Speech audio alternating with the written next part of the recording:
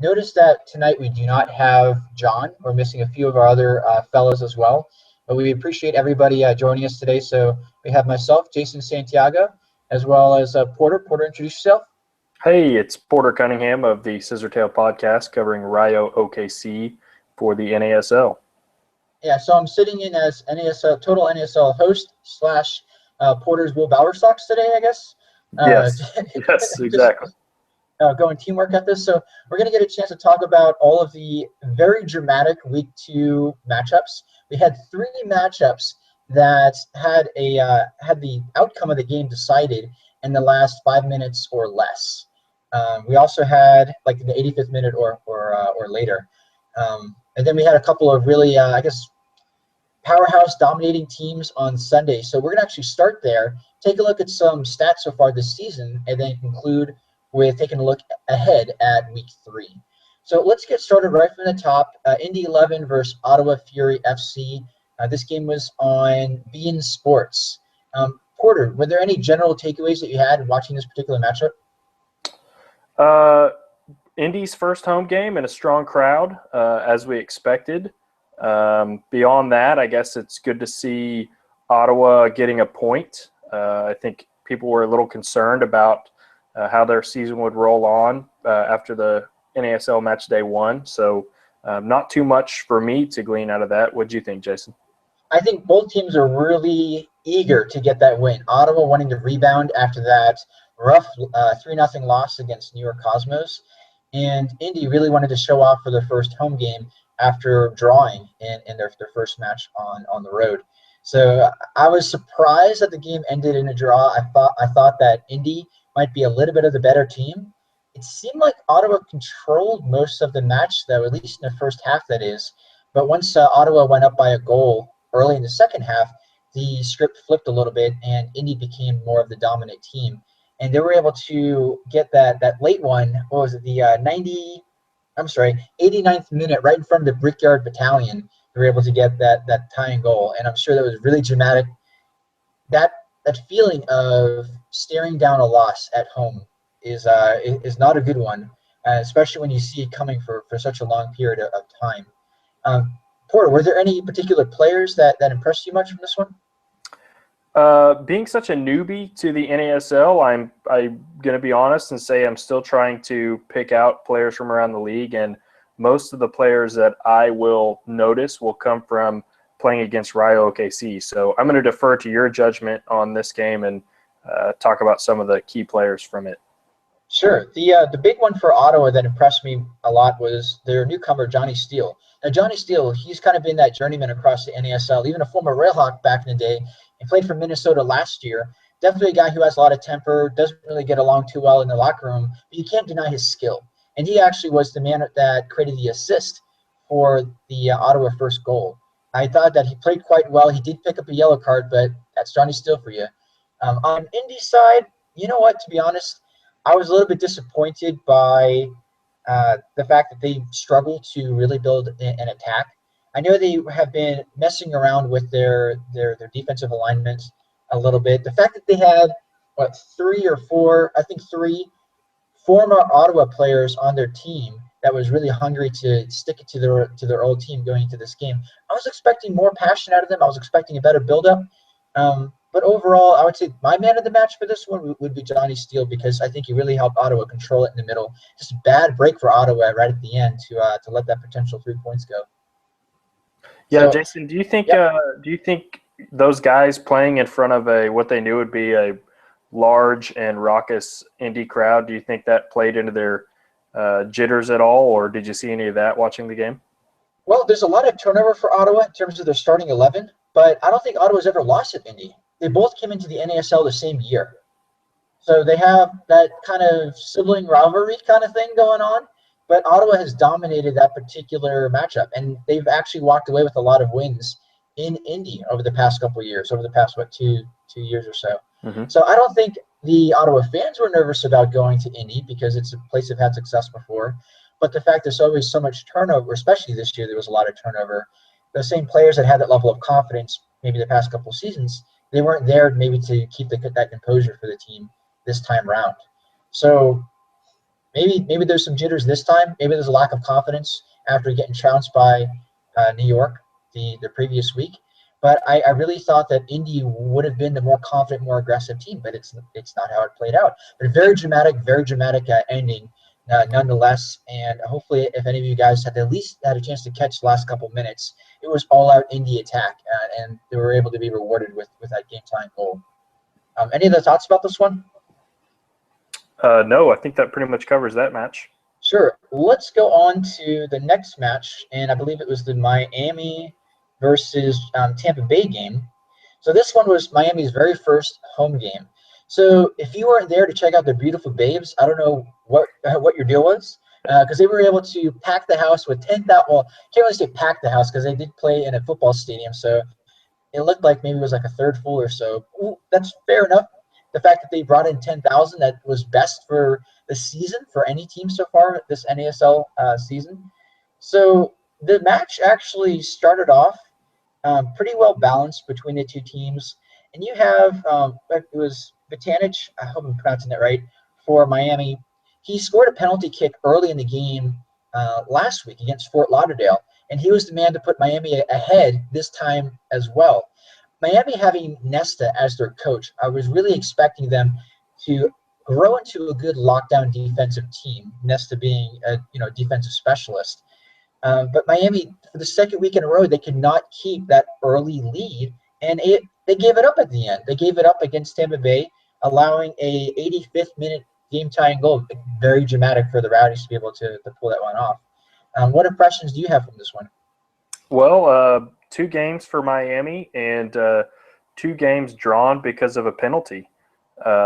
So, like you said, a very defensive-minded team, and is it perhaps too aggressive, too defensive-minded in their own 18?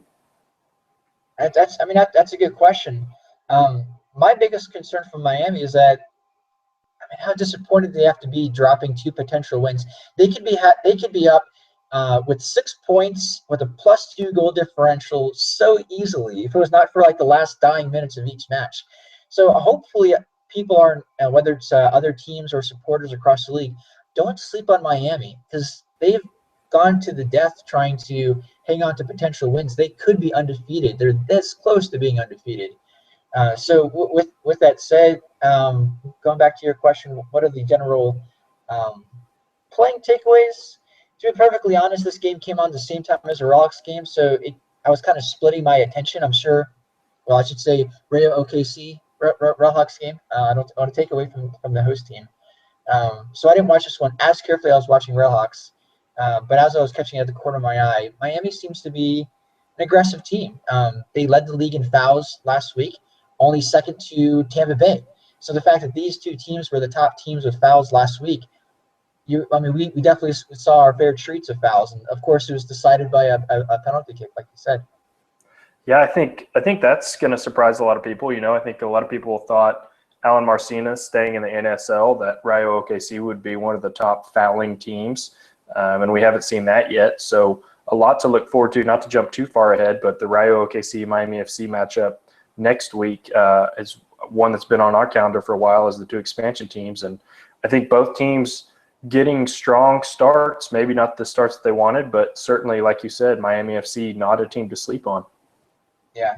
So if you want to get my player of the match, it has to be Vitanic, scoring 2 goals in as many matches, really giving his team a good boost by going up a goal early both times. So we'll see if he stays on that role as well. I think their Miami goalie, Vega, was goalie of the week on the official NASL Best 11.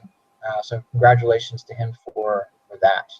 Any other impressions on this game, or do you want to go on to our teams and playing?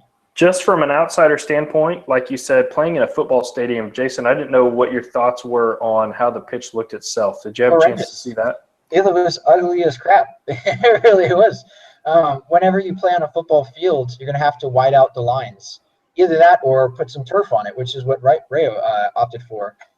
But seeing the faded white lines, it looked almost as disgusting, but not as disgusting as that Cosmos pitch that has every kind of line on it you could possibly imagine, of almost every color in the rainbow. But I mean, it really matches the little swirl that little Cosmos swirl that they have on their jersey. Yeah, they've got green, yellow, blue, purple. Yeah, I was joking around, tweeting at One World Sports a couple weeks ago, saying all they're missing is a free throw line and a face-off circle, and they could host every single sport on their field. Exactly.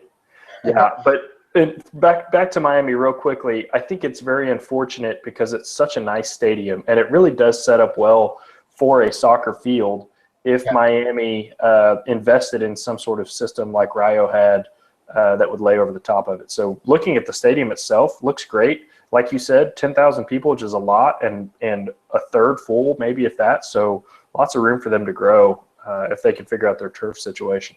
Yeah, looking a little bit deeper, last week there was a lot of criticism for Fort Lauderdale having only 2,000 fans going to the game, figuring, what's up? Apparently they're all Miami fans now and going to Miami matches, which is like a 20, 30-minute drive between the two stadiums. But yeah, they have a lot of potential to grow into that stadium if they can hang on to it.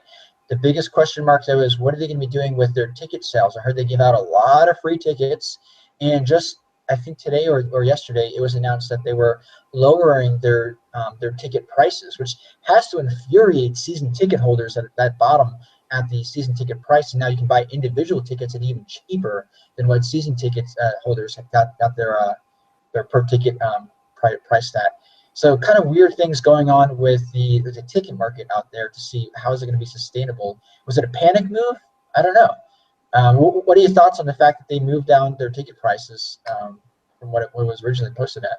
Yeah, very, very interesting to see and hear that, and it echoes a lot of what we've seen in Oklahoma City. So Rayo OKC, I'm not sure if you knew, gave away about 700 ticket vouchers, which were each good for 2 tickets to both the first and second matches. So not something that we're concerned about. We think it's a very typical move for a new team and a new market that has not had a lot of time to market themselves. So the giving away of tickets doesn't concern me as much as you're exactly right. Lowering the ticket prices, especially for people who committed early on to the organization. I guess they're seeing something in their trend of ticket sales that they didn't get what they wanted out of week 1 or out of week 2, I guess I should say, their home opener, and they're trying to do whatever they need to get those ticket sales to go up. So we'll see what happens going forward. Yeah, you can't yo-yo prices. It's literally not fair. I mean, honestly, you can do whatever you want, but it's not fair to those who just bought tickets. I know sales happen from time to time. You would really have to pose it as like a temporary sale. Like if you bought tickets, on the Monday before the weekend game, you can get a discount like that. But we'll keep a pulse on it. See if any other news comes out throughout this season. So I know about you, but I'm ready to go on to our Carolina and Rayo match. So I'm gonna try to suppress my my grin as much as I can for this one. But even for the anyone who just wanted to follow a good game, anyone that gets a chance to rewatch any particular match this past season, I think this was definitely the match of the season so far over the first 2 weeks. Again, I'm trying not to come across as a biased Rollins fan when I say that, but I think genuinely it had so much drama and so many little storylines that evolved. Do you feel the same way about that, or any different? No, I agree 100%. It was a great game for anybody to watch. If you're a big soccer fan and you understand the game, it was a great game to watch from that angle. If you're brand new to the sport, you had lots of goals and a last-second game winner. So I think from either standpoint, yeah, it was definitely a quote-unquote good game. So. Yeah, I think it was a few seconds after the last second, but that's another story. But anyway, so we'll go into some of the details about this matchup. For the Railhawks, I was a little bit nervous that we were going to be without 3 of our potential starting quality defenders. We had 2 defenders out with concussions between Miller and Moses. We had Mensing, who was out on a red card suspension. So we were going to be very thin at defense, and I thought one of the storylines of the game was going to be the Railhawks surrendering goals late because our defense was going to be too worn down and thin. But I feel like the story of the matchup turned quickly into Rayo having injuries early on in the game, which kind of totally countered my potential concern with that. So what did you feel about those early injuries that Rayo was starting to accumulate? Yeah, it's definitely something to be concerned about. Both in this match, it was obviously they had a central defensive midfielder Pekka that had to come off early on. So Rayo OKC sent on Yuma, the Spanish defensive midfielder, in the first half, and then of course shortly after the second half started, Marvin Chavez, the right winger, went down with what appeared to be a hamstring injury. So definitely some concerns there for long-term health, which led Coach Marcina to send Giorgio Samaras on very early on, very much earlier than we expected, who, made a good impact on the game, but I think gave the ball away in some poor spots later in the game that maybe might be due to his fitness levels. So we'll see how that affects the team going forward, and it definitely had an effect in the game.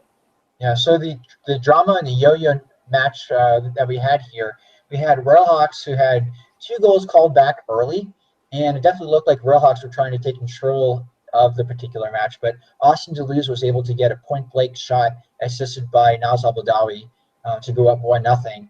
And about 10, 12 minutes later, something like that, 10 minutes later, Chavez, who you said who got injured early in the second half, assisted Johnson. Now, again, I'm going to slightly put on the Railhawks bias hat here. In my opinion, it looked like Chavez totally took the legs out under of Alex Perez, who was the defender there. He was trying to clear the ball out and got his legs. It looked like his legs taken out from under him. And then Chavez was with the ball by himself, was able to get a nice cross in for Johnson, who was not offsides. I know that was potentially controversial. But again, was it a bad clearance by Perez? Was it did he get his legs taken out a little bit? Either way, there was no call. And the game was tied 1-1. What did you think about that particular play? Do you think it was a potential foul there? I definitely think there was a potential foul there. I think there could have been contact. It was tough to see. Even from the replay, it was tough to see. I think no matter which way it went, karma came back later on in the game for a second potential no call that went the other direction. So, but a good first goal in team history for Ryan Johnson. So hope he got to keep that ball and a good memory for him. Yeah, where Deleuze got the first goal in the stadium's history, you have Johnson getting the first one with the Rayo banner. But let's take a look at the second half, because the fireworks just did not stop. You had Rayo getting a chance to have one of the prettiest goals of the season so far. I mean, if we make a compilation at the end of the year of like the 10 best goals of the season, I feel like this one should be a candidate. It's the Michel goal, where he was assisted. I think it was assisted by Forbes, but Forbes got it from Samaras, I believe. That's right. And Michel, he was pretty much right at the end line on the Railhawks end and dribbled down the end line and totally blew the ball right past Akira Fitzgerald's ear and roofed the ball on the top of the net with so much incredible power. I didn't see it coming until it was bouncing out of the back of the net. It was heartbreaking as a Railhawks fan, because Railhawks, we suck on the road. We've always done so bad, and yet again we blew another lead to be down a goal. But from the stadium, what were the oohs and ahs like when Michel blasted that one?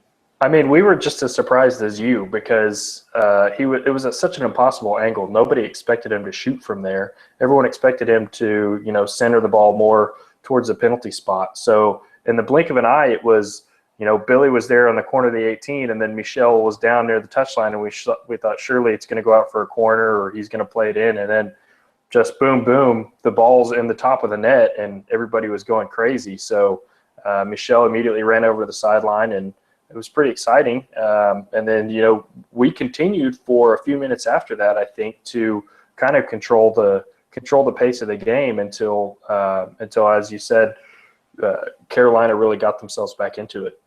Yeah, and a lot of it started off with Ali Hassan was subbed in and made an immediate impact. Now, last year, I think he led the NASL in goals per minute played, but was still a sub most of the year last year.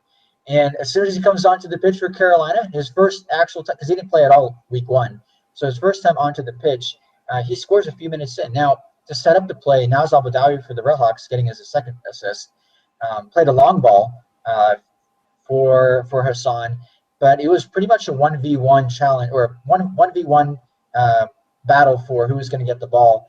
And that's the controversial play that you were alluding to earlier, that did Hassan clip the back of the defender's ankle, or potentially did the defender just fall? Again, when you watch the camera angle, the camera is not fully there yet as the fall is taking place, so you're not quite sure what potentially happened. So Hassan was pretty much just him versus the goalie, and with the composure that he has, the finishing touch that he has, as a Railhawks fan, I felt like he was going to score all day, every day in that situation once he had the ball at his feet, and he was able to slot it in pretty cool, correctly. Any thoughts on that particular goal, since it was yet another controversial one? Yeah, I think you're exactly right. I think we had a chance to talk to Coach Marcina after it, and he had the expected response. But I think it's fair to say it was controversial. Where I was sitting, I thought it was a foul. But just like you said earlier, you could have said the same thing on the first Rayo goal. So that's the game of soccer, and despite that, the score was 2-2, and the game was still very much up for grabs. So very unfair to say that call was the reason Rayo lost the game. Still a lot of chances to go either way. Yeah, even after that goal took place, there was still I guess if you look at how much time it ended up being, like 20 minutes left to go in the game. Both teams had pretty equal possession. Both teams picked up a yellow late, so there's still a lot of good drama, a lot of good action. So neither team was really settling for that draw. So the final controversy of the game was the final goal that took place, and the ref called for 4 minutes of stoppage time. And why that's significant is that I think the 93rd minute, you had Reyes setting up for what could have been a potential game winner with, was it Summers or Michelle that ended up taking that free kick? Samaras ended up taking that free kick. Gotcha. Yep. You're like, man, Giorgio Samaras taking a free kick from probably less than 20 yards out. Yep. You really felt like that. Like this is going to be Samaras' staple into the NASL right here. This is why you brought him in, and this is what's going to make his highlight reel for the season. But he wasn't able to get it, and Rolex were able to play a quick counter and go to the other end of the field and earn a corner kick. Now, on the corner kick, it didn't pan out, but we did earn a second corner kick. But before I get to the detail of that, on the first corner kick, as it was being cleared, poor big James Marsland for the Carolina Railhawks got a boot to the nuts. He was on the ground and writhing in pain for a little while. So the fact that we had earned a corner kick and we had a man down on the field, the ref, he was kind of forced in the position to allow us to take that final corner kick, regardless of how long it took the player for the Railhawks to get off the field from his injury. I guess I heard the announcers were saying potentially they can just call the game right there, but who calls a game when a team has earned a corner?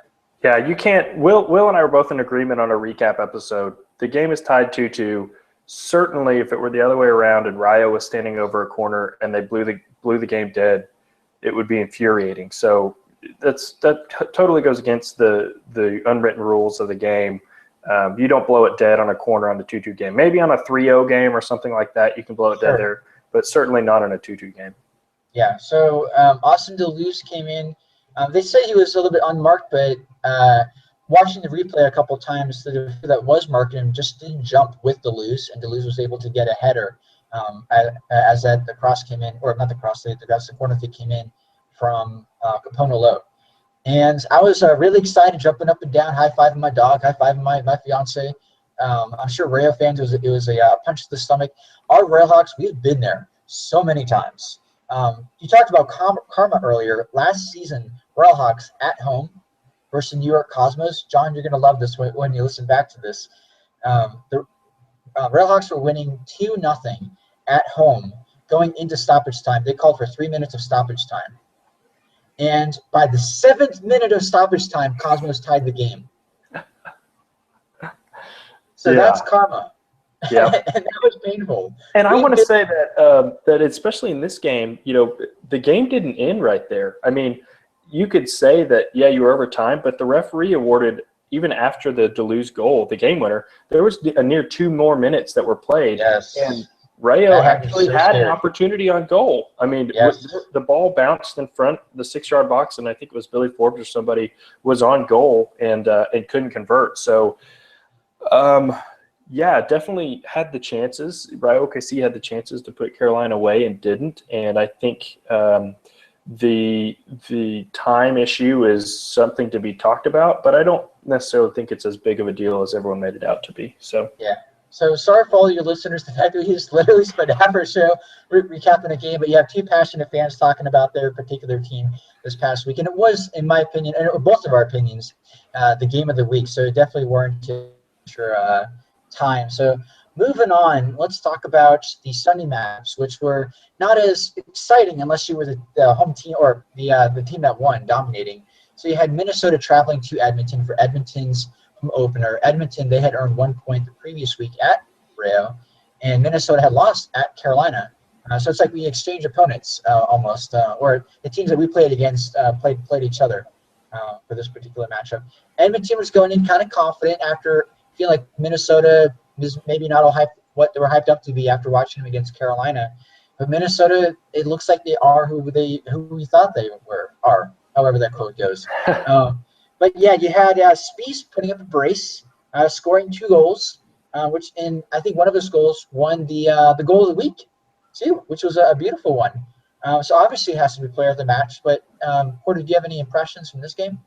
Yeah, I think you're spot on. Edmonton came into this match as they should have been, very high, very confident, because they had just played 60 full minutes down a man against what a lot of people would consider one of the more offensively structured teams in the league.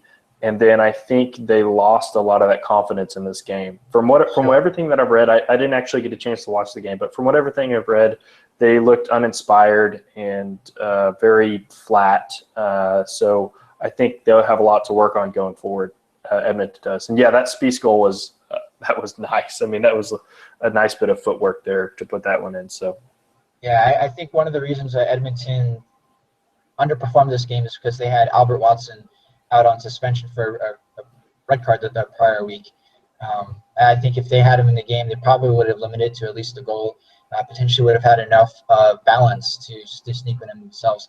But now they're one of the 2 teams in the NASL that has not put a ball in the net yet. And the only other team being Jacksonville, they've only played 1 game. So arguably, Edmonton right now is the most offensively inept team, statistically speaking, that is. So unfortunate for them. The ball teams, I mean, there's still a lot more soccer to play. There's 28 more games left to go this season. Any final words for this one? No, excited to see if Minnesota can keep it up. I think before we get to our final game of last week, Carolina's starting to shape up to be the best team in the league. So was that week 1 slow to start for Minnesota, or are they going to be able to rival what we've seen for Carolina? So yeah, if you really compare results versus who you've actually played, the Royalhawks have done the best so far, considering that Cosmos have played some of the weaker teams in the NASL, and Royalhawks arguably played 2 teams that could easily finish in the top 4 when it's all said and done. But again, there's still so much soccer left to go. Really high on the Royalhawks, obviously, but we've had so many injuries. Yet another injury that we had with Paul Black against Rayo. Not to jump back to that game again, but I mean, are down potentially 4 defenders, and it's only the 3rd game of the year. So let's talk about the Cosmos game. So Cosmos hosted Jacksonville. This was their first match. A couple of our NASL buddies, we had Logan getting a chance to travel all the way to New York, and he was so hyped about that last week on our show. Unfortunately, his boys did drop the game, 2 goals. It was pretty fun of a game, getting a chance to see Cosmos with their offensive dominance. But Porter, what are your overall feelings from this particular match? Big names making things happen for the Cosmos. Juan Arango with an assist, no goal this game, and Nico Kranjar making himself known. So the big signings for the Cosmos are paying off so far. I did want to ask you, Jason, if you're a Cosmos fan, are you concerned about the number of people attending your matches? First of all, I would never be a Cosmos fan, but that's beside the fact. I'm just kidding. But yeah, I mean, you got to be a little bit concerned, but I don't talk about excuses, but you have to put a little bit on the weather.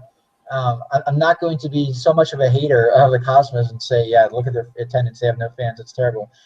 They generally have really good fans, and as they get a chance to continue to dominate the NASL this season, which is likely, and as the weather gets a little bit better, I'm sure you're going to start seeing it fill up more and more. So concerns based off of what it actually was last week, sure, you never want to see 2,000 to 3,000 fans in the stadium. But is it going to build up? Absolutely, absolutely. I mean, they have enough talent on their team. It's going to draw eyes and fans and butts in the seat. And as the weather gets nicer across the league, you're going to see attendance get better. I mean, look at Edmonton this past week. It was like 0 degrees Celsius out there.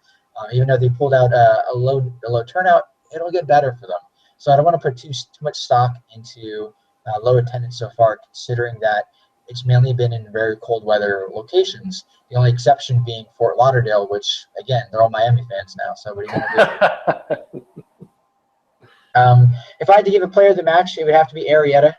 His first goal was definitely pretty sharp and nailed it with so much power. I was really impressed by his finishing ability. Arrieta, who had an assist last week, was it an assist or 2 assists? I know he had at least 1 assist last week, and getting a goal this week. He's shaping up to potentially be a Player of the Year candidate if he keeps up those kind of stat lines. And you had Moffat with second goal in as many games. So a surprising guy to be emerging as an offensive leader for the team. We'll see if he can keep that up too. So he might be challenging for the goals per minute if he keeps coming off the bench and putting them away like that. Yeah, but potentially. Again, quite impressive with what he's been able to do so far. The one other play that I want to bring up is the Keita foul. I forgot who he ended up fouling, but Keita committed one of the most ugly fouls that I've seen so far. Not like malicious or spiteful, but not only was he sliding in for a challenge, and consider Keita plays more of an offensive role, but he was back in a more of a defensive position.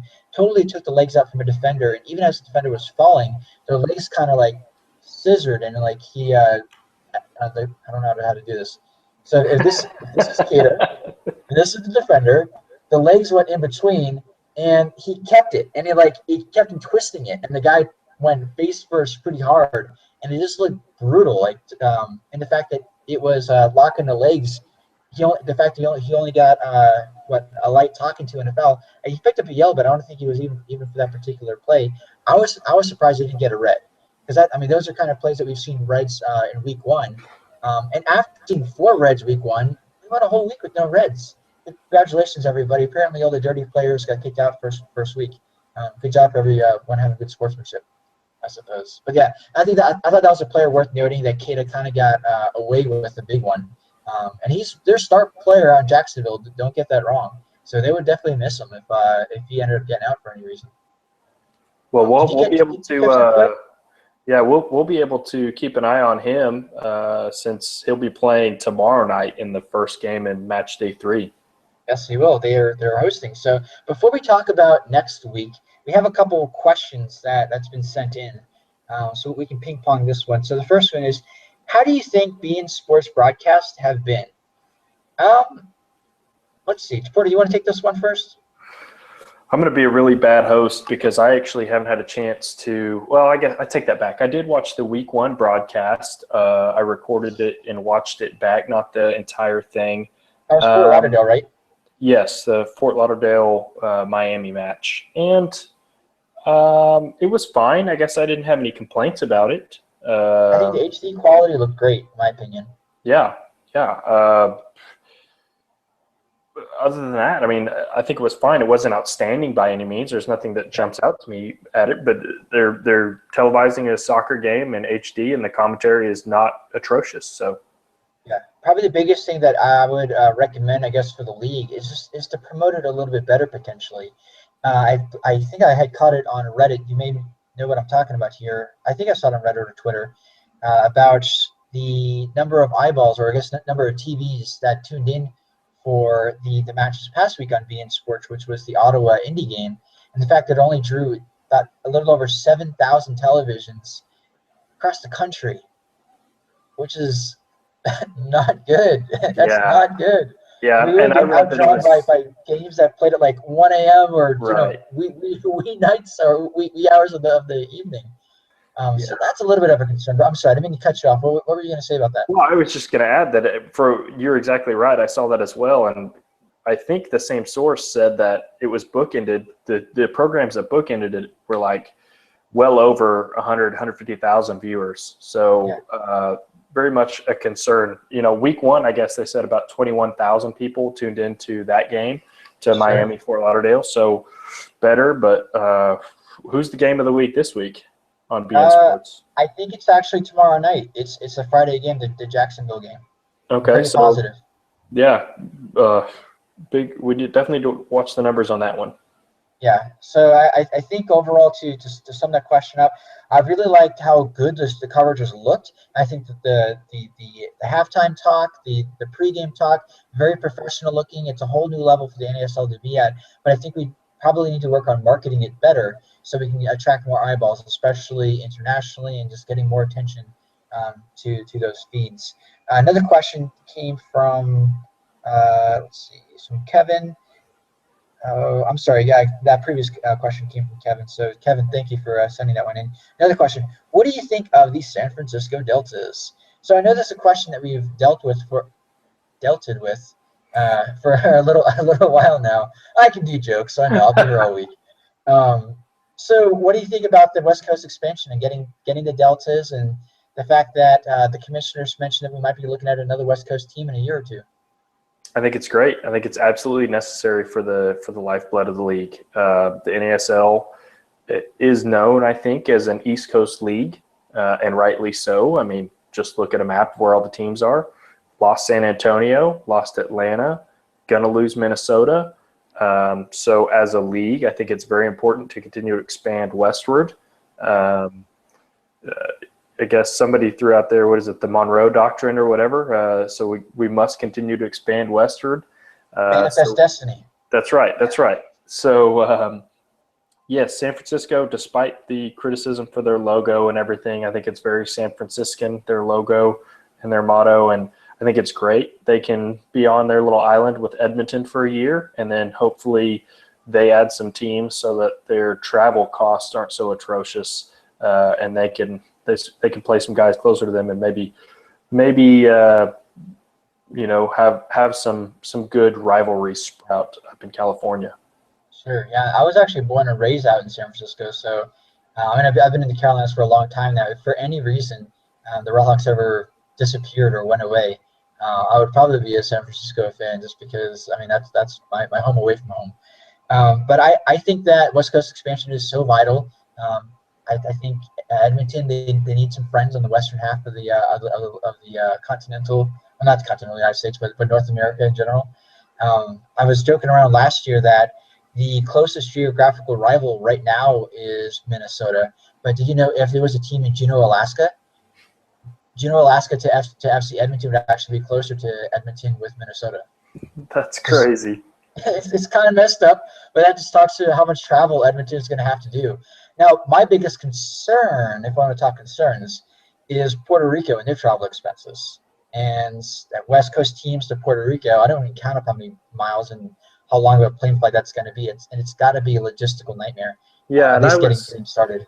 I was going to say, I started to say, if you add enough teams, you can have conferences. But I think Bill Peterson has always said he wants to continue to have a full table where everybody plays everybody. Yeah. So then that's just something that teams are going to have to live with, as long as we continue to have a full table where it's a home and home every season until the league is full. You'll just have to travel to everybody. So, yeah, my hot take on that is the NASL, we're going to gradually work up to 20 to 22 teams and split into halves of a promotion relegation system within the NASL, called NASL 1 and NASL 2 or something along those lines. We seem to have, not to turn this into a pro-rel conversation, because that's a whole other hours of conversation. But just the resistance that I think the NASL is getting with that, I would love to see it happen with other leagues like NPSL even. But if we get continual resistance with that, and the NASL continues to grow, if we can get to the point where we're at least 18 teams or more, I can see us splitting into halves for pro-rel. Any thoughts on how that might work? I agree 100%. I saw it the other day, just like you said, without delving too far into the pro-rel conversation. There was a post on Reddit about what a 2 Division I country would look like if the NSL shared Division I status with the MLS. And so my personal idea of that would be MLS as a Division I without promotion and relegation, and then the NASL would be a second Division I with either an NASL 2 and or the NPSL as the lower divisions for relegation purposes. So agree 100% with that thought. A lot of opportunity there. So we finished recapping week 2. It took a little while, but that Relics conversation the Relics conversation did take us a little bit to get through, a lot of passion behind it. So we're actually going to switch gears a little bit, and before we take a look at week 3, we're going to talk a little bit of statistics. Now, the sample size is still very small, only 2 weeks in, but being the stats junkie and John putting me in charge of the show, I'm taking it a stats direction. So I'm going to throw out some pretty interesting stats. I'm going to get Porter's opinion on it as well, whether it's something that surprises you or kind of saw that coming. Or what? So let me pull that back up in front of me. It looks like I'm squinting at my camera here. It's just me staring down these awesome fun stats. Okay, so I'm going to start off by talking about some stats that what teams have actually done and done well. I want to actually start off by talking about saves. So this is a great goalie stat. Obviously, you're going to look at a team like New York, who hasn't conceded a goal yet. And obviously, they're sitting on 100% with their saves so far this season. But let me go back up to the specific number on that. So Maurer for New York, he's only seen a total of 4 saves. He's only had to make a total of 4 saves on the season, which is kind of below average. He's at 100% with that. The teams that are doing the worst right now with their save percentage versus on-goal shots that they faced, we have OKC at only 50%, Minnesota at only 50%. I would like to say that's a little bit because of the Redhawks that faced them, but oh well. And then Jacksonville, who's also only at 50% of saves. So definitely some questions that need to be answered regarding the goalkeeping there, or just shoring up a better defense in front of those guys. So the other stat I want to talk about are shots. Before I talk about that, any thoughts about those saves that surprise you at all? That 3 teams are only at 50% with saves or shot on goal, and you have a couple teams that are 80+%, and even New York at 100%. I would chalk that up probably, Jason, to, at this point in time, small sample size. So Oklahoma City, with the first game, Danny, I don't think, had any saves in the first game. So you could pretty much take that game out of the equation. Minnesota, with their second game, I don't think they really had any sort of pressure from Jacksonville. So, again, Carolina making the damage in against those two keepers. And then Jacksonville obviously only having played 1 game. So to that detriment. So we'll expect those numbers to rise. Certainly, we don't think that those 3 goalies and those 3 defenses are that bad. So expect those numbers to rise as we go forward. Sure, yeah. The runner-up for that statistic is going to be Indy, who's had actually 80% saves, which is a little bit impressive. So definitely showing that they've had a pretty good defense so far. So I want to talk about shots, because the shots is such a wealth of awesome statistics to take a look at. So to talk about a few highlights here, starting off by being able to, if we just want to look at pure total shots, OKC is actually leading the league with 32 total shots. And the other statistic that's a good correlation with that is what's the percentage of actual goals that you're scoring compared to total shots? The league leader right now is actually the Cosmos. The Cosmos have scored on 20.8% of their total shot attempts. Not too bad. But again, there's 2 teams that have 0 goals this year between Edmonton and Jacksonville. So obviously they're sitting on a pretty low 0% with that particular stat. But more importantly than just pure shots, I like to look at the statistic of shots on goal. So the team with the most shots on goal is actually your Rayo OKC with 13 shots on goal, which again is leading the league. Sure, Does that surprise you at all? It doesn't actually, because as we said in the first game, playing FC Edmonton, a man up for so long, lots of shots on goal. Matt Van Oekel had a great game, and this is an attacking style team. So we expect to see, with the quality of players and the style of play, I would not be surprised to see them stay in the first spot, at least in terms of shots on goal. Maybe not conversions, but putting on frame a lot. Yeah, embarrassingly, bringing up the rear here, Jacksonville only has one shot on goal. It was only played one game, but they only have one shot on goal. The runner-up to that ineptness is Edmonton, who they played 2 games, and over 2 games only have 2 total shots on goal, both of them coming from this past week, so pretty lousy there. But a little bit more fun stat, if you want to look at that scoring efficiency of the total goals that you've scored, the percentage of goals that you've scored compared to shots on goal. We just talked about shots total, which New York led, but my Carolina Railhawks, we've actually scored 50% of the time when our shot was on goal, 50%. And bringing up the rear, obviously we have a couple teams with 0. A good runner-up, though, you have New York Cosmos. Shots on goal, they've scored 45.5% of the time. So that more speaks to scoring efficiency than anything else. Yeah, and that I think may be the story, at least of the spring season. I think Carolina and New York are going to be very efficient offensive teams, and then you have a team like Rayo OKC who is going to basically try to brute force their way into the back of the net, put a lot of shots on frame, and hope that some of them go in. Yeah, so if you take away the fact that Edmonton and Jacksonville have 0% with their scoring efficiency, Rayo is 4th worst at 15.4%. So like you said, brute force by just trying to put up a lot of shots. Now, one bad statistic with shots are the number of your shots that are getting blocked. So in terms of shots getting blocked, the team that's avoided it the best has been Jacksonville. They've only had 11% of their shots blocked. So, again, really small sample size for them. But the team's faring a little bit better. The team's doing not so hot at that. OKC, they've actually had 8 total shots blocked so far. But the team doing the worst in terms of percentage is Miami. Miami FC, 30% of their shots end up getting blocked, so not even getting a chance for it to be on frame, which is kind of a surprising hidden statistic that I'm sure many of you probably didn't realize. That one kind of snuck up on me. But it kind of makes sense since they've only been able to put up 1 goal despite having decent offense. Any thought on that one? I guess. Small sample size again. I wonder how much of this has to do with the style of offensive play. Yeah. So lots of guys who like to take long shots, I think, will be more prone to getting blocked. If you're more prone to playing the ball through and trying to get behind in the defense, maybe that number is going to be a little bit better. But certainly a very interesting stat to watch going forward.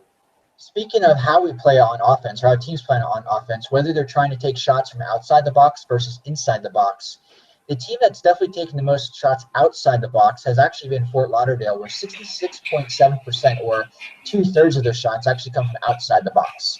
And inside the box, the team that has been shooting the most from inside the box has been Jacksonville.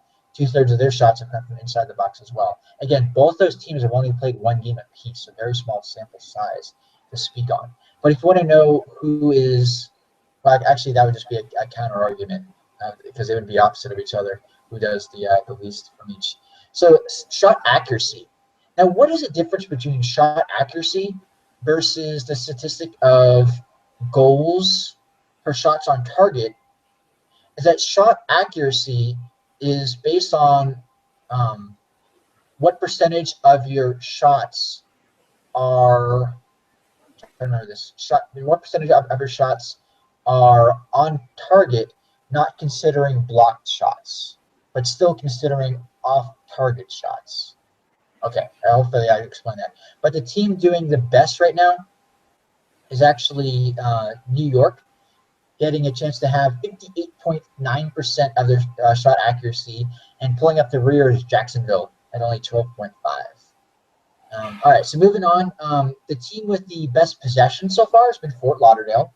They've been averaging 61.7% possession. They've only had 1 game, though. But Indy's actually been doing the worst. So I know they've had a really good defense, but they've had to play so much defense. They're actually averaging 41.3% possession, which, that's a lot of the other team having the ball. which maybe explains why they've been kind of lackluster with their offense. Do any of those possession stats kind of jump out to you? No, they all look about how I expected, I think. Oklahoma City with 59.7%, and then as Second I highest, mentioned, right? yeah. Yeah. So good to see that number as a fan, possessing the ball, dominating the game. Really interesting stat, something to keep an eye on for sure. Yeah, so duels. So this is where you're having those 50-50 challenges. Just winning duels purely, Edmonton's actually doing the best, winning 54.6% of their duels, and Indy doing the worst at only 43.6% winning duels. But duels in the air, so there's the dueling with the head. My Carolina Railhawks are doing the worst. So if you're going to take us on in the air. We're only winning 30.6% of our duels in the air. The best, though, is Jacksonville. The fact that they've only played the Cosmos, it's pretty surprised that Jacksonville actually leads in a positive stat. So great for them to lead in duels in the air. Does that surprise you at all? I think, and I could be wrong here, but my hypothesis would be this is a function of the size of the players on your team over, Yes. on average. So I would expect the bigger, more physical teams, or even just bigger teams, average height of your players would lead to a higher percentage, or should lead to a higher percentage of air duels won. Yeah. So to talk more defensively, teams that are doing well with intercepting passes, New York actually leads here with 39 intercepted passes, and bringing up the rear. Looks like it's Indy, Fort Lauderdale. Fort Lauderdale with only 16 total. Offsides, this is one that I actually find kind of interesting. The Railhawks, tied with Indy, have been doing the worst with getting caught offsides. Both teams have a total of 8 times that we've been caught offsides. Tampa Bay is actually the only team out there that have 0 offsides calls on them so far. So great job for really avoiding those offside traps. Does that mean that you're not aggressive enough? I don't know. Does that mean that Railhawks and Indy's being too aggressive at times? I don't know. But corner kicks. Teams earning corners. Minnesota is actually doing the best here with a total of 14, meaning that they've been averaging 7. And New York is actually the worst here, which I'm surprised about. New York, who earned no corner kicks this past game, only have 2 total for the season and just averaging 1 so far. From those past 2 categories, I'm surprised that New York have not been able to earn many corner kicks. So I guess they just put it in goal. They say, screw it, we're just going to score. We don't need no stinking corner kicks. I'm interested only because I heard a rumor a while back that at one point in time, the corner kick stat was so important and was supposed to be such a telling stat of percentage that it was considered to be a tiebreaker if you needed to break a draw for any reason. So I don't know if that source is true. I couldn't even tell you where I heard that from.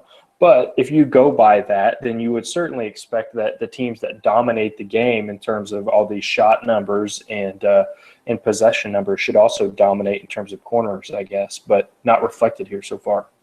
Sure. I did miss that one thing, though. Actually, the best team with their corners is actually your Jacksonville Armada, because they had 10 after only 1 game.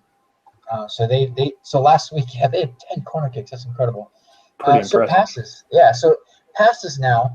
The team, I guess, doing the most passes, for as boring of a stat that is actually sorry, no offense. I wasn't planning that. But it was actually OKC. They had the most passes, averaging over 500 passes a game. Holy crap, that's a lot of passes.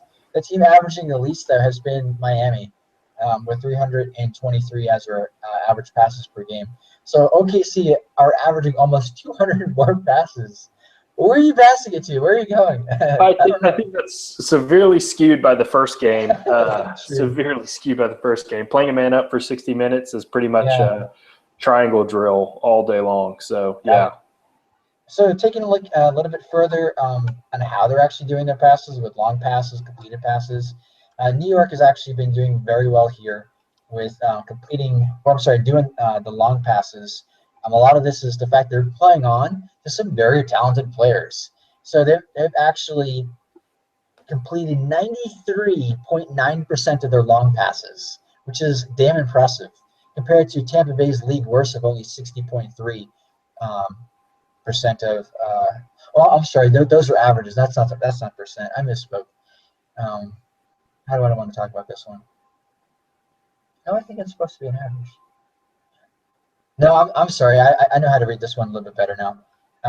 So the number of actual long passes taking place, New York is averaging 93 total long passes compared to Tampa Bay's only 60% of long passes. So I'm going to pass I'm going to pass on a few other pass statistics because I think they're kind of boring. Crosses. Now, I'm going to talk about crosses because Railhawks are actually leading on this.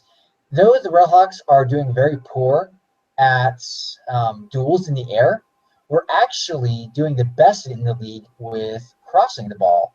We actually are crossing the ball successfully at a rate of 36.8% of successful crosses. Leads the league.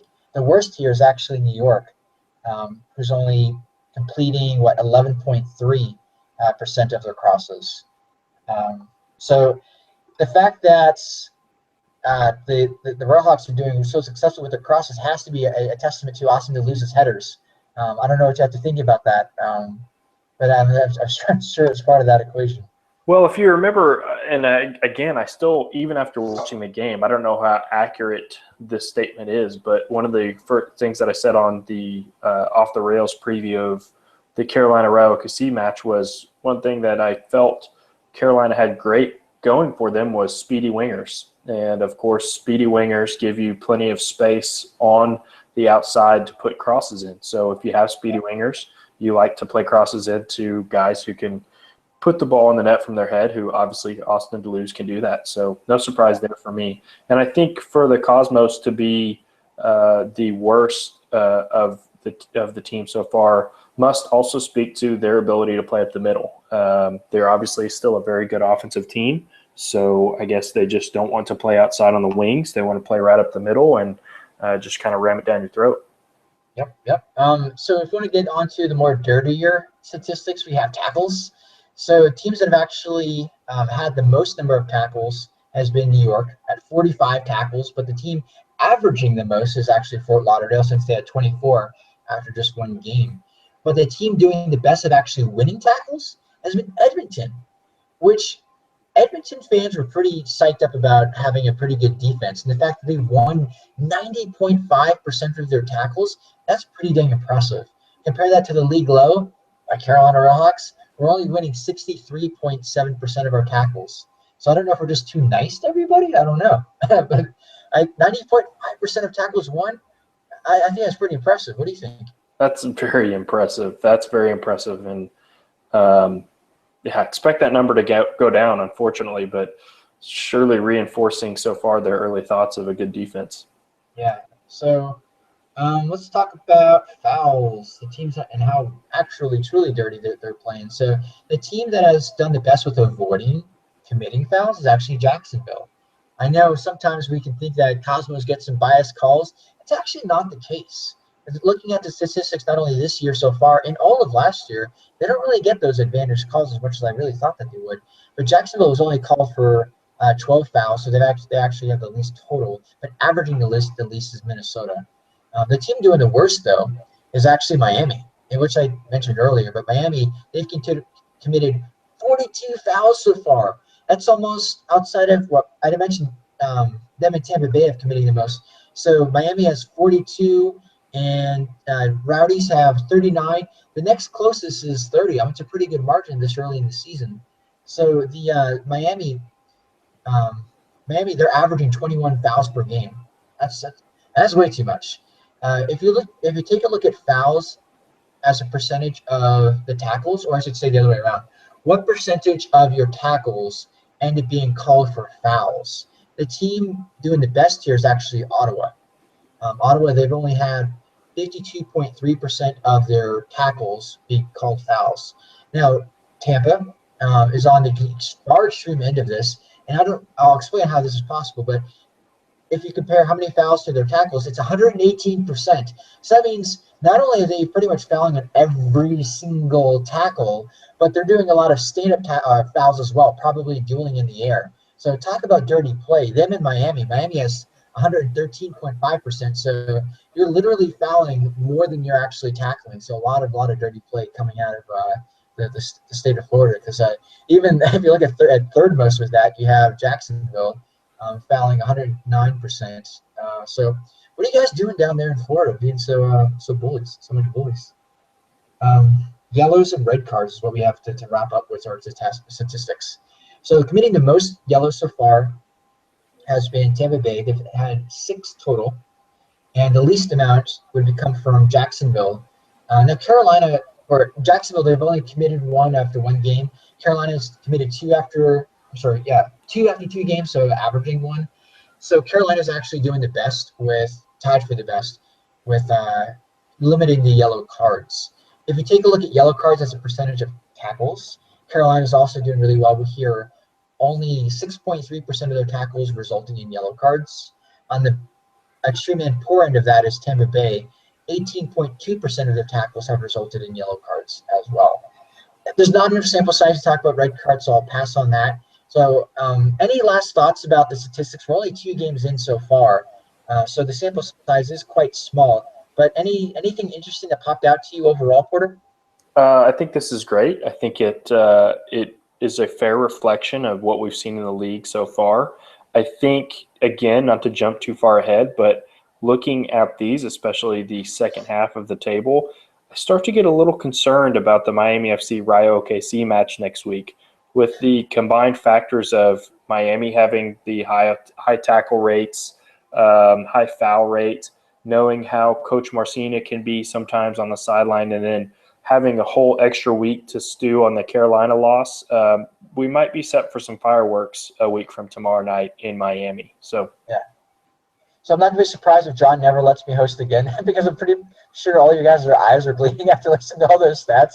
But I find it interesting. Hopefully it stayed interesting for you guys. So we're going to finally talk about the upcoming week matchup, starting with this Friday, which is going to be on BN at 7 o'clock. So Jacksonville Armada versus Miami FC, yet another and the third in a row Florida matchup for Miami. So they're really sweeping right through this, aren't they? But is Miami going to finish in another tie? Is Jacksonville going to rebound from their loss to Cosmos? But Porter, how do you see this playing out?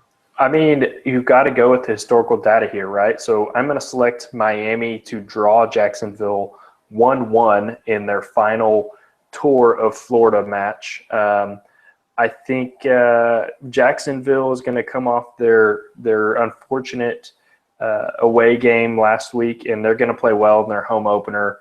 I think the city of Jacksonville is pretty excited for the game, and so we'll see how that turns out. But I think 1-1 will be the final there. Jacksonville, they did finish last place last season, but this is not last season. I mean, Jacksonville, they were not able to win on the road last week, and they still are yet to ever win a road game in the NASL. But I want to go back to what I saw preseason, the fact that Jacksonville, they were the only NASL team to not only win against an MLS team preseason, but they won 2 times against MLS teams in the preseason. I can't ignore that. And they're going to be really stoked to not only open up their season, open up their home schedule, and be able to play an in-state Florida team. I think they're going to come in really excited and will their team to victory. The fact that Miami keeps having these late game collapses makes me feel like this game is probably going to be 1-1 for a good while, but Jacksonville might pull out that late winner to win 2-1. That's my call. 2-1, and I give it 2-1 odds that Jacksonville scores at least 1 penalty as well. Interesting. Okay. All right. I'll have to take a look back at the stats to see if I want to take that one.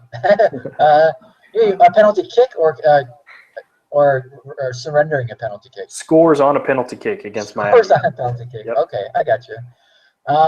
Yeah, with the number of fouls, it looks like Miami's committing and then playing on the road again. We'll see what happens. Yep. Taking a look at Saturday matchups, we have 7:30. 7:30, Carolina Railhawks playing on ESPN3 versus Ottawa Fury. Railhawks arguably one of the hotter teams in the NASL right now. Ottawa, one of the not hottest teams in the NASL right now after having a loss and a draw. How do you see this one playing out, Porter? I can't see anything different happening than what we've seen in the first 2 weeks. I think Carolina is going to come out and take care of business. The question is just how bad is it going to get? So I wouldn't be too surprised to see, maybe like a 4-1 win here with the lone Ottawa goal coming late. Just a fluke late goal or something like that. I think Carolina is starting to show themselves as one of the better teams in the league, and I think we see it continue this week. Yeah, I would be very excited about this matchup if we actually had full strength of defense, but considering that we don't, this game actually makes me nervous. Because Ottawa, they're gradually starting to develop a offensive identity, but we're losing our opportunity to continue our role if we keep suffering all these injuries at defense. With that said, Railhawks 3-1. All right, so moving on, we have Indy playing a 7:30 game against the Cosmos. So the Cosmos have never won versus Indianapolis, one of the only teams the Cosmos have never beaten. So Indy, they're going to remember that. They're going to come really excited for it. But this is a new team. The Cosmos are looking really good. I know they benefited from playing some of the worst NASL teams so far. But again, what do you think is going to happen this time? Very good question. I think Indy comes out. I think the fans will be rowdy again. New York just has so much firepower, though. It's hard to pick against them. I'm going to go with the 2-2 draw here. I think Indy, like you said, will be really excited to play this game, but I think New York just their pieces are too good to surrender a loss in Indy. Gotcha. Yeah, I think Indy plays too much on their back foot to make it too much of an offensive game.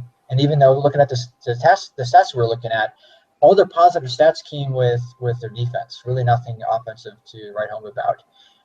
And a lot of Indy's current defense is former Ottawa players who Ottawa gave Cosmos everything that they had. A lot of those Indy players are going to remember that Cosmos played them really, really tough and beat them in the championship last year. I think it's going to be low scoring, actually. The Cosmos having difficulty unlocking that Indy defense, which might be one of the better defenses in the NASL. They've only surrendered 1 goal, I believe, so far. And I think, anyways, I think the Cosmos are going to still win it for their first win ever against Indy 11, but I'm going to keep it at a very casual 1-0 game for New York. So next up, we have another 7:30 game. We have Tampa Bay Rowdies versus FC Edmonton. This game is going to be on ESPN3 as well. Again, this is the Rowdies. They've tied both their first 2 matches. Edmonton, they're coming off of a home loss after being embarrassed versus Minnesota. And now they have to go right back on the road, traveling all the way from Edmonton to Tampa Bay. It's a long plane flight. How do you see this one playing out?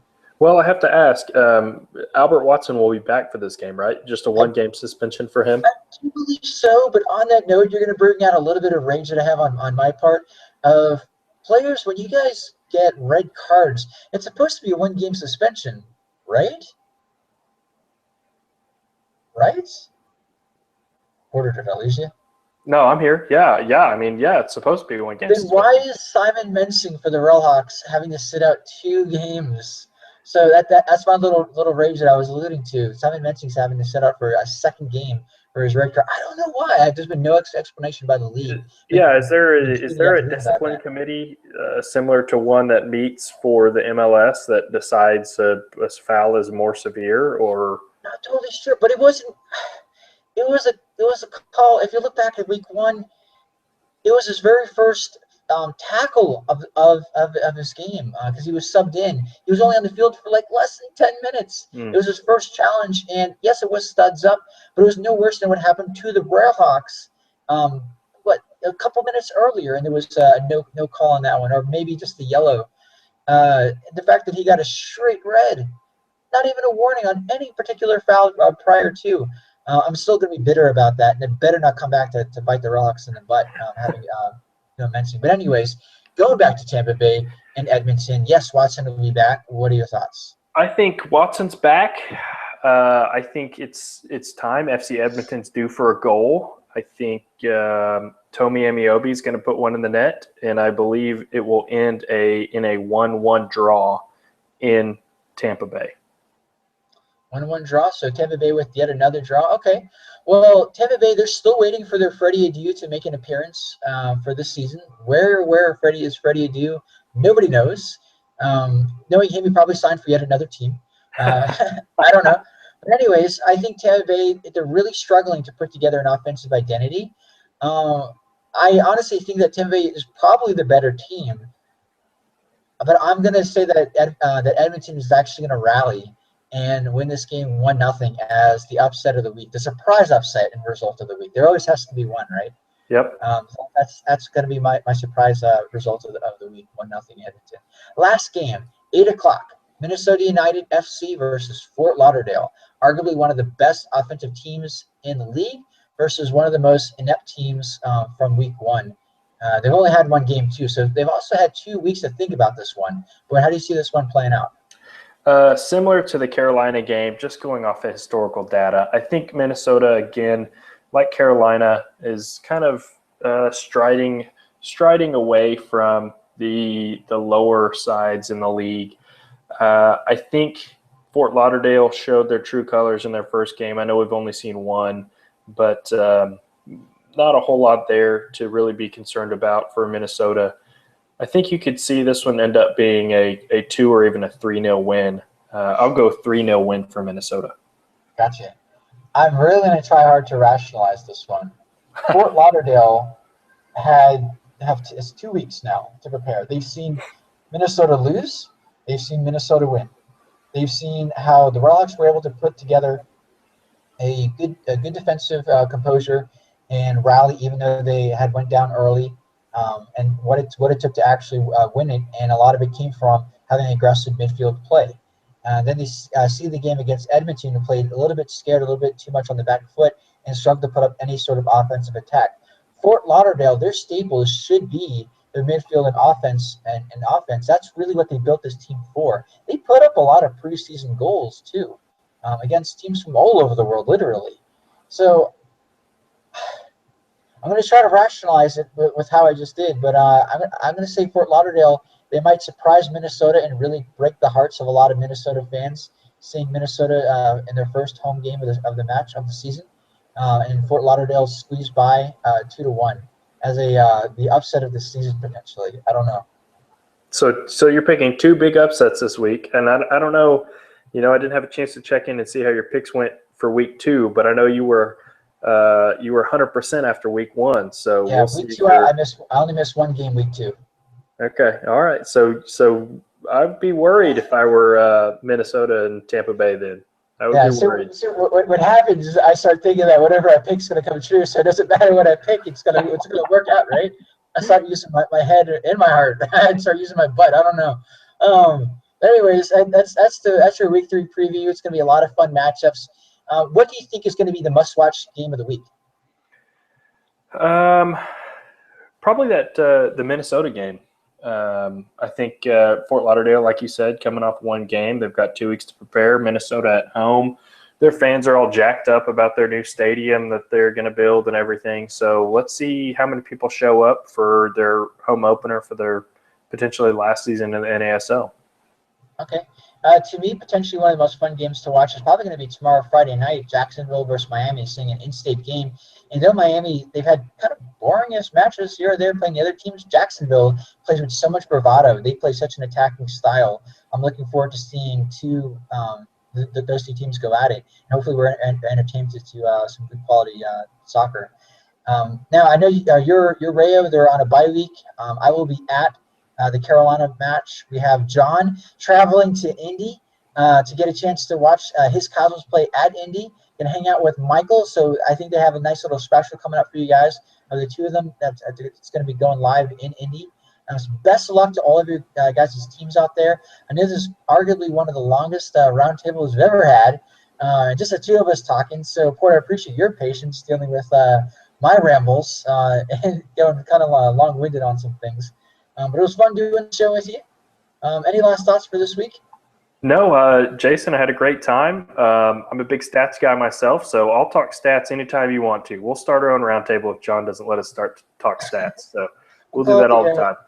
The spreadsheet table. So, yeah, I don't know, something along those lines. All right, everybody have a good night. take it easy and enjoy your week 3 in the NASL.